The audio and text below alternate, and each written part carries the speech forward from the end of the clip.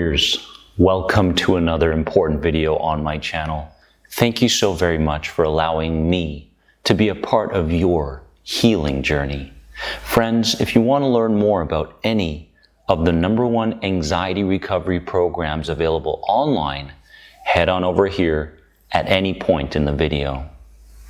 And today in this video, I'm going to go over a few points, very, very important and crucial points for you to understand, because these points helped me take massive leaps over my anxiety disorders. And many times we logically know these kinds of points, right? We know them at a mental level. But for me to move from a place of managing, move from a place of coping with my symptoms, move from a place of babysitting my anxiety and checking in with it all the time, to a place of truly feeling like you are healed from that level of sensitivity, you need to make sure that you move that logic into a belief level. You move it from a head level to a heart level, because many of us know these points. Many of us know them logically, and more often than not, we in fact think rationally as well, but we just can't seem to get to a point where we truly believe in them enough to take action around this new knowing. So friends, I want to share these 3 points with you today, and I want you to be open-minded, be open-hearted, and allow these points that I've recognized to speak to you, okay? Let's go deep. Point number 1 that I believe helped me turn everything around and heal my anxiety was that I needed to move away from what I thought life should be like. My friends, that is more than anxiety, okay? I used to think that life should be one way, right? When I woke up in the morning, there was a worryful mind. There was a sensitive body. There was a depleted spirit. And over the period of time that I lived with anxiety, I said, you know what? This just must be normal. Everybody goes through this. And for me, it did become normal. But we're not only talking about the internal things. We're talking about the external things, okay? I thought that people were always going to criticize me, put me down. I thought that, in my career, I was always going to be stuck in one place. I thought that there was always going to be traffic when I drove. I thought all these things. And the truth is that in order for you to get to a place of inner peace, a place of deep clarity, and a place where you can give yourself permission to let go and trust. There's that word again. There's that word again, right? Trust. To trust in the new you that believes different things about themselves and life.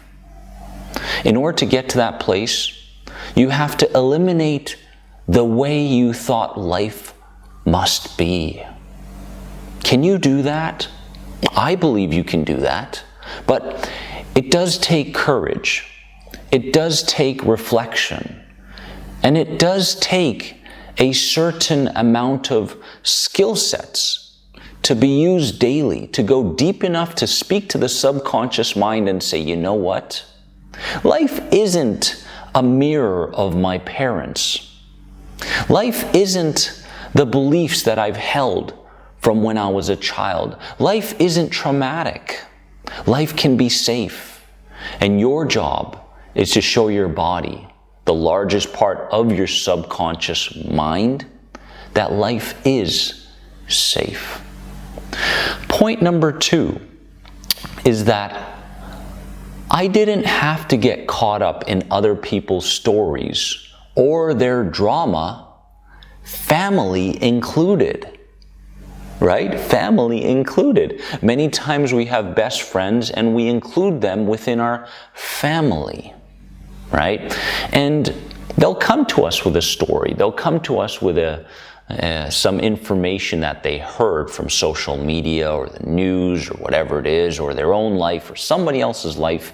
And all of a sudden, the energy that we had and how we were functioning earlier starts to become depleted, and we start to level out. We start to take on those people's energies.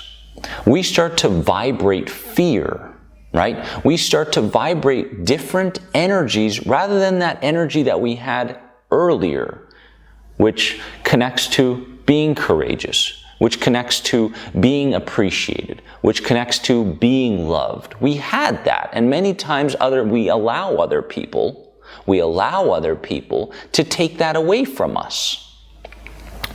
So my friends, this lesson is very, very important. You don't have to continue to get caught up in other people's stories about themselves, stories about the world. You, at some point in your life, have to start believing in what you are thinking about, right? Yes, we can think differently, but we have to believe in what we think about, don't we? Or else what's the point of thinking, right? So let's get to a point that even family included, best friends, we can create boundaries. We can create walls that say, you know what? No more. I'm not taking other people's drama in. And to give you a very, very powerful skill set that you can use whenever you feel like you're starting to take in and consume other people's stories and energies and tragedies, is use your tongue. Put your tongue to the roof of your mouth.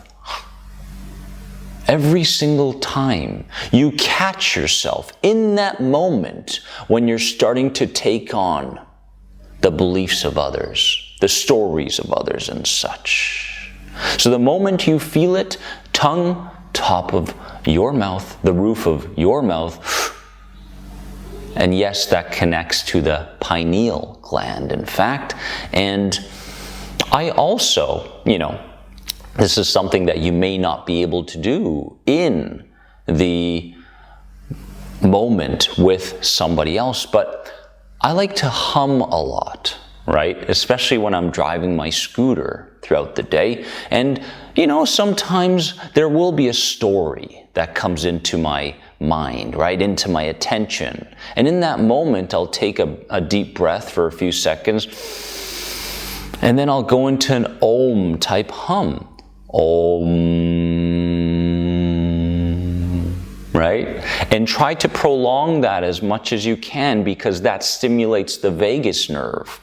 That creates a parasympathetic state within mind, body, and spirit. Okay? So those are two things that you can start doing now. Putting your tongue to the roof of your mouth every single time you catch yourself about to take on somebody else's energies and stories. And number 2, 4 seconds in and 10 seconds out. Om, with that kind of hum. You'll feel calmer. You'll feel clearer. Right? And this is what we want. Point number 3 is I didn't have to be so hard on myself anymore, right?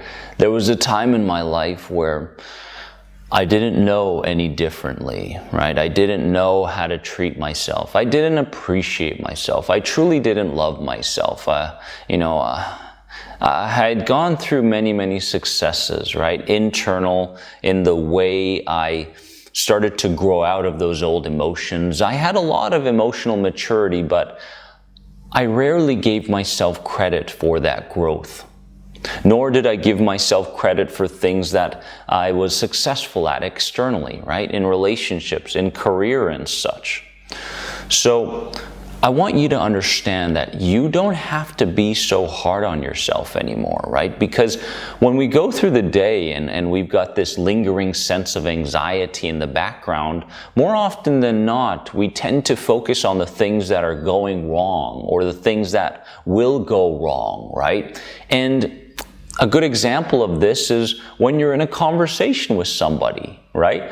You're in a beautiful conversation with somebody and things are, they have a certain amount of flow to them. But by the end of that conversation, what do? You recap the conversation and say, oh, I wish I would have said that. I wish I would have done that. I wish I would have spoke up more, yada, yada, yada. And you beat yourself up again. But what about all the good points? What about all the good points within that conversation?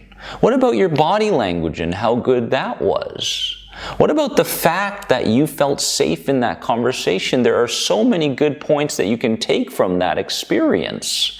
So stop being so hard on yourself. This is a very, very important lesson that I want you to reel in starting today, okay? And if you feel like this video is in fact speaking to you, please share it with others. I want to leave you with this. Worry can feel like a best friend if you aren't living consciously and on your own terms. Are you living your life consciously? Are you living your life on your own terms? Do you feel like you are starting to disconnect from other people's belief systems? Good. Do you feel like you're starting to disconnect from being a mirror image of your mother and father? Good, right? That's a good thing. And yes, you can still love these people, but you don't have to be like these people.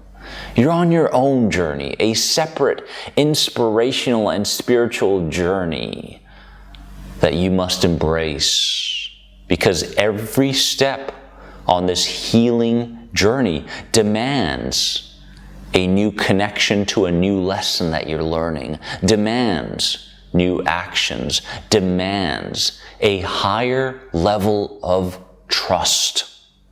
You must start trusting in these new ideas that are showing up. You must start trusting in your body's ability to heal itself. You must start trusting that life is on your side, and manifesting whatever you want can be easier than what we've been told in the past.